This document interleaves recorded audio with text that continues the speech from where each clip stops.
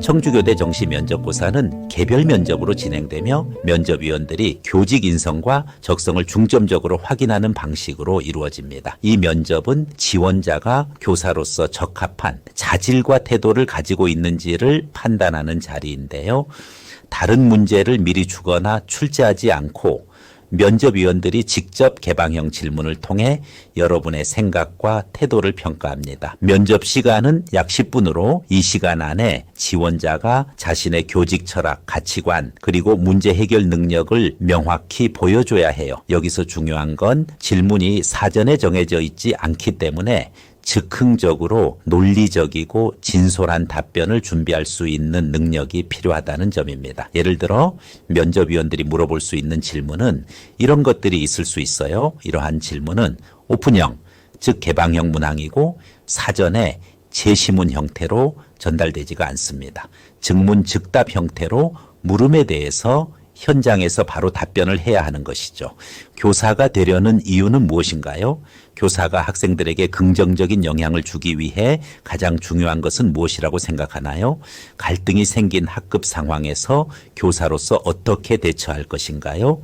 이런 질문에 답변할 때는 결론부터 간단하게 말하고 그 뒤에 근거와 구체적인 예시를 덧붙여 설명하는 게 좋아요. 면접 질문에 논리적으로 답변하는 방법은 제가 제시하는 방법을 여러분이 한번 연습해 보세요. 일단 무조건 결론부터 말하세요. 두괄식으로 말하기가 면접의 기본입니다. 괜히 삥 둘러대다가 마지막에 가서 결론을 이야기하면 안 돼요. 면접관이 답답해야 합니다. 우선 무조건 결론부터 똑부러지게 말하세요. 그리고 그 결론에 해당하는 근거를 제시하세요. 명확한 근거를 제시하는 것이 좋습니다. 여기서 중요한 것이 근거를 말할 때 가능한 2개 이상 복수로 말하세요. 한 개만 이야기하면 답변 분량이 적다는 느낌이 들 수 있고 결론에 대한 근거가 빈약하다고 면접관이 생각할 수 있습니다. 그래서 가능한 2개 이상 복수로 근거를 제시하는 것이 좋습니다. 근거를 제시할 때도 첫째, 둘째 이런 식으로 시그널을 주면서 답변하면은 더 명확하게 들립니다. 그리고 각각의 근거에 대한 부연 설명을 해줘야 합니다. 근거 1을 대고 근거 1에 대한 부연 설명, 그리고 근거 2를 대고 근거 2에 대한 부연 설명을 하는 방식으로 진술해 나가세요. 부연은 어떻게 하든지 관계가 없어요. 가능한 자신의 경험과 같은 것을 예시로 들어서 해도 좋아요. 그 외에 사실 조사 통계와 같은 객관적인 내용으로 부연을 해도 돼요. 아니면은 자기가 읽었던 책의 내용을 이야기해도 되고요. 심지어 영화나 영상을 통해 본 것을 부연으로 해도 돼요. 아니면은 연구 혹은 실험이라던가 전문가의 견해를 부연으로 해도 됩니다. 최근 시사나 뉴스 보도 내용으로 부연 설명을 해도 아무 지장 없습니다. 부연은 어떻게 하든지 관계없으니 생각나는 대로 자신의 논리적 근거를 진술한 것에 대해 부연하면 되는 것이에요. 그래서 결론에 따른 2가지의 근거와 각각의 근거에 따른 적절한 부연 설명을 해주면은 좋은 답변 구성이 될 수밖에 없습니다. 여기서 주의할 것은 근거 1과 근거 2가 서로 중복되거나 특정 하나의 근거가 다른 근거에 포함되거나 하면은 논리적으로 모순이 생겨요. 2개의 근거는 전혀 다른,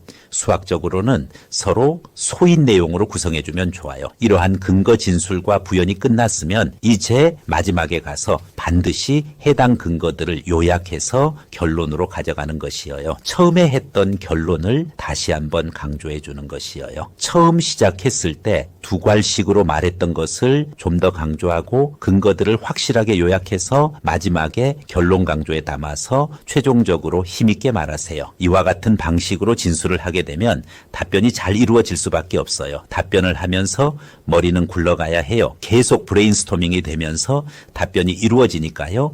처음에는 이런 식의 답변이 잘 안 되지만 계속 연습하면 아주 논리적으로 말하는 것이 되어서 면접관에게도 명쾌하게 들립니다. 당연히 높은 면접 점수를 딸 수 있습니다.